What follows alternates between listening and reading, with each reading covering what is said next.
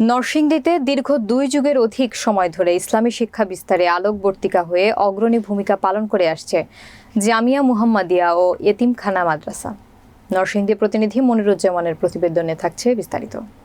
দীর্ঘ 2 যুগের অধিক সময়ের পথ চলায় এখানের মুহাতামিম শিক্ষক ও পরিচালনা কমিটির সদস্যদের অক্লান্ত পরিশ্রমে মাদ্রাসা থেকে অসংখ্য কোরআনে হাফেজ ও মুহাদ্দিস বের হয়ে এসেছে, যারা আজ দেশের বিভিন্ন মসজিদে ইমামতির পাশাপাশি বিভিন্ন স্বনামধন্য মাদ্রাসার দায়িত্ব পালনের মাধ্যমে দ্বীনী খেদমত করে আসছেন।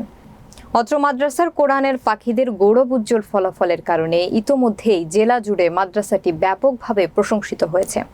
নরসিংদী সদর উপজেলার পাইকারচর ইউনিয়নের চর ভাসানিয়া গ্রামে 1995 সালে এর প্রতিষ্ঠাতা ইঞ্জিনিয়ার নূর রহমানের হাত ধরে মেঘনা নদীর কোল ঘেঁষে এলাকার সর্ববৃহৎ ঈদগাহ ও কবরস্থানের পাশে সবুজ শ্যামল সুন্দর প্রকৃতির মাঝে জামিয়া মুহাম্মাদিয়া ও এতিমখানা মাদ্রাসার পথ চলা শুরু হয়।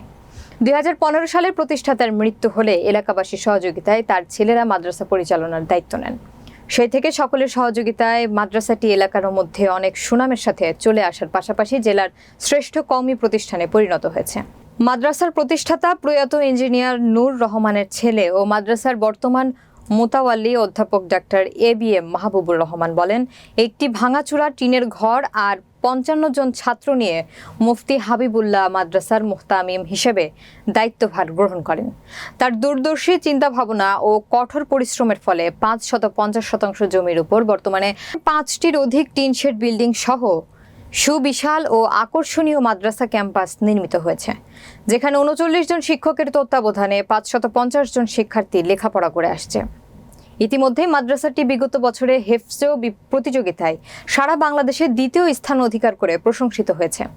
তাছাড়া নরসিংদী জেলা ও মাধবদী থানা পর্যায়ে বিভিন্ন প্রতিযোগিতায় অংশগ্রহণ করে সফলতার শীর্ষ স্থান অর্জন করেছে। মাদ্রাসার লেখাপড়ার মান উন্নয়নের পাশাপাশি সফলতার ধারা অব্যাহত রেখে বাংলাদেশের শ্রেষ্ঠ দ্বীনী শিক্ষা প্রতিষ্ঠানে পরিণত করতে সকল ভেদাভেদ ভুলে এলাকার সর্বস্তরের জনগণকে এগিয়ে আসার আহ্বান জানান তিনি। এলাকার ধর্নাঢ্য সর্বস্তরের মানুষের অনুদানে প্রতিষ্ঠার পর থেকে আজ পর্যন্ত কোনো মাসের জন্য শিক্ষকদের বেতন ভাতা বাকি পড়েনি। তাছাড়া এখানকার শিক্ষক ও শিক্ষাদানের পদ্ধতি বিবেচনা করে নিজেদের সন্তানদের মাদ্রাসায় পাঠানোর পাশাপাশি মাদ্রাসার মনোরম পরিবেশ অবলোকনের জন্য মাদ্রাসা ক্যাম্পাস পরিদর্শনের জন্য সকলকে আহ্বান জানান তিনি। আমি শুরু থেকে আজ পর্যন্ত যত পড়ালেখা পেয়েছি এবং পাশাপাশি অনেক মাদ্রাসার খবর নিয়েছি, কিন্তু এখানের মতো এত ভালো পড়ালেখা অন্য কোনো জায়গায় পাইনি। পাশাপাশি আমাদের এখানে যেই শিক্ষকরা আছেন তারা প্রায় 24 ঘন্টায় ছাত্রদের জন্য মেহনত করতে থাকেন।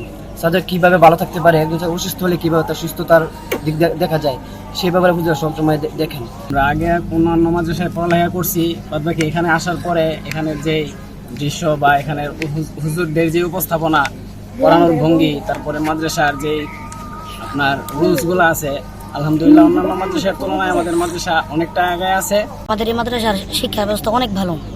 আমরা যদি এই বছরের এই যে আমাদের হেফজখানার মধ্যে বেফাকের রেজাল্ট দেখি তাহলে এভাবে বলতে হয় যে আমাদের মাদ্রাসার মতো এত ভালো রেজাল্ট নরসিংদী জেলার কোথাও হয় না।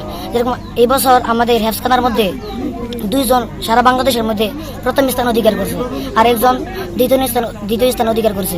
এত ভালো রেজাল্ট নরসিংদী জেলার মধ্যে আর মাদ্রাসার লেখাপড়ার মান আলহামদুলিল্লাহ খুবই সুচারুভাবে এগিয়ে যাচ্ছে। আমাকে যে দায়িত্ব দেওয়া হয়েছে আলহামদুলিল্লাহ সেটা আমি চেষ্টা করছি যথাযথভাবে পালন করার জন্য। আমার সহকর্মী উস্তাদ যারা আছে আলহামদুলিল্লাহ ওনারা খুব আন্তরিকতার সাথেই মাদ্রাসায় খেদমত করছে এবং লেখাপড়ার মান উত্তরোত্তর উন্নতি হচ্ছে। বিশেষ করে মাদ্রাসার যিনি প্রিন্সিপাল মূল দায়িত্বে আছেন ওনার থেকে আমরা সর্বদিক থেকে উত্তম দিক নির্দেশনা পাচ্ছি এবং আমরা মাদ্রাসার লেখাপড়ার মান উন্নয়নের জন্য যখন যে উদ্যোগ নিচ্ছি হুজুর আমাদেরকে আলহামদুলিল্লাহ সাপোর্ট করছে এবং সব দিক থেকে আমাদের সহযোগিতা করছে, যার কারণে পিছনের রেজাল্টের মান থেকে দিন দিন আমাদের রেজাল্ট আলহামদুলিল্লাহ ভালো হচ্ছে। এই মাদ্রাসায় আসার পরে আমি এতটুকু বুঝতে পেরেছি যে কমিটি কোনো প্রতিষ্ঠানকে এতটা মহব্বত করে নিজের জান প্রাণ দিয়া, নিজের ঘরের জিনিস দিয়ে, নিজে না খেয়ে প্রতিষ্ঠানে ওনারা দেন এবং যখনই ডাকা হয় প্রতিষ্ঠানের স্বার্থে ওনারা মাদ্রাসায় এসে উপস্থিত হন, মাদ্রাসা পরিচালনায় দিক নির্দেশনা ওনারা দেন। আলহামদুলিল্লাহ এ ব্যাপারে আমি খুবই আনন্দিত।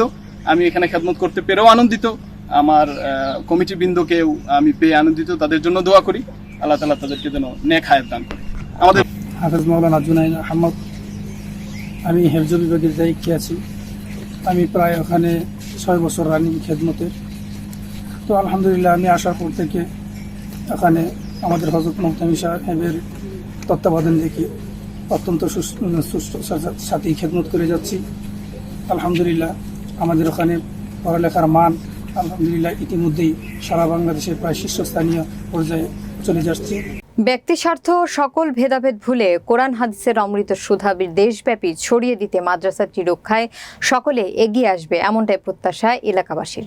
আমি আমার আব্বার স্বপ্নটা ধারণ করি, যদি দেখে যেতে পারে যে এটি বাংলাদেশের একটি শীর্ষস্থানীয় দিনী শিক্ষা প্রতিষ্ঠান হয়েছে, তাহলে আমার চেয়ে আনন্দিত আর কেউ হবে না। 2015-তে আমার আব্বা যখন ইন্তেকাল করে একটা টিনের ঘরে আমরা তৈরি করেছিলাম, আর এই ঘরটা এখানে বসেছেন এটা তৈরি ছিল। এরপরে ওনারকে নিয়ে আমরা মাদ্রাসা আজকে এই জায়গাটিতে এসছে। আজকে আমরা ওনার পেছনে ছিলাম, উনি কাজগুলো করেছেন।